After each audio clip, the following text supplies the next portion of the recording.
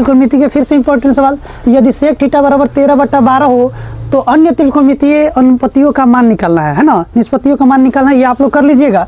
ये चौथा सवाल काफ़ी इंपॉर्टेंट है, ध्यान से सुनिएगा। यदि 15 cot a बराबर 8 हो तो साइन ए और सेक ए का मान ज्ञात करना है। तो देखिए कैसे करना है, ध्यान से समझिएगा बात को। देखिए भाई सवाल को मैं बता रहा हूँ, देखिए तो आपको करना है यहाँ पे हल करते समय सबसे पहले यहाँ पे देखिए बाबू सुनिए, अब यहाँ देखो ना तुम सब, cot a बराबर कितना हो 8, 15 इसके साथ क्या करा गुणा करा, उधर जाए क्या करेगा जी, तो कहिएगा सर कि cot a बराबर हो जाएगा 8 बटा कितना हो 15, और 8 बटा 15 का मतलब क्या हो b बटा p, यानी कि b का मान कितना 8, p का मान कितना 15। आपसे पूछा क्या है साइन और सेक, और साइन और सेक के लिए आपको पता है कि इसमें h निकालना पड़ेगा। तो भाई हम क्या करेंगे, हमें पता है कि h बराबर होता है रूट में क्या बाबू p square plus b square. चलिए तो p का मान कितना दिया है बताइए ध्यान से, तो 15 का स्क्वायर करिएगा और प्लस 8 का स्क्वायर करिएगा बाबू। तो देखो तो 15 है कितना 225 और 8 8 64, इसको जोड़िएगा तो कितना आ जाएगा बाबू बताइए, तो 289 आएगा ना बाबू। और 289 को जो फैक्टर करिएगा तो आपका वर्गमूल कितना 17 आ जाएगा, आएगा ना जी।